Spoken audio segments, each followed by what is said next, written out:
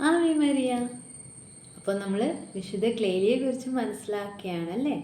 ഇന്ന് നമ്മൾ വിശുദ്ധ ക്ലേലിയയുടെ മാതാപിതാക്കളെക്കുറിച്ചാണ് മനസ്സിലാക്കുന്നത്. ഏതൊരു വിശുദ്ധരുടെ ജീവിതത്തിൽ നാം ഒന്ന് നോക്കിക്കഴിഞ്ഞാൽ വിശുദ്ധിയുള്ള മാതാപിതാക്കളുണ്ട്.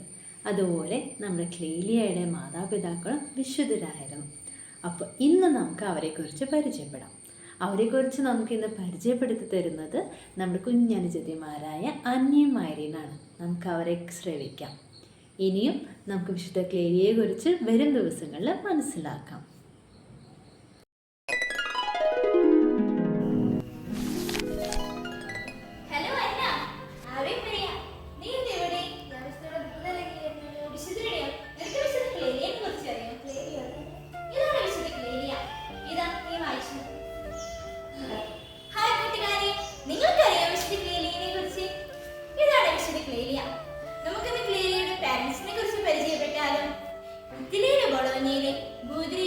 ഒരു കൊച്ചു നാട്യപുരത്താണ് ഈ കലയുടെ ആരംഭം.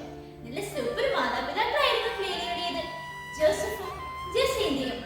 ആ നാട്ടിൽ തന്നെ ഒരു കൊച്ചു പള്ളിയിൽ വെച്ച് ഏപ്രിൽ മാസത്തിൽ ഒരു ദിവസം അവർ വിവാഹിതരാകുന്നു. ഒരു ധനിക കുടുംബമായിരുന്നു ജസീന്തയുടേത്. എന്നാൽ ജോസഫിന്റേതാകട്ടെ പാവപ്പെട്ട കുടുംബവും.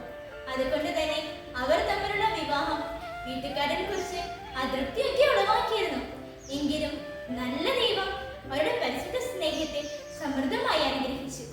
അതേ കൂട്ടുകാരെ, മിക്കവാറും ഓരോ വിശുദ്ധരുടെയും ജീവിതത്തിൽ അവർ വിശുദ്ധരായി തീരാൻ അവരുടെ മാതാപിതാക്കൾ വലിയ പങ്ക് വഹിക്കുന്നുണ്ട്.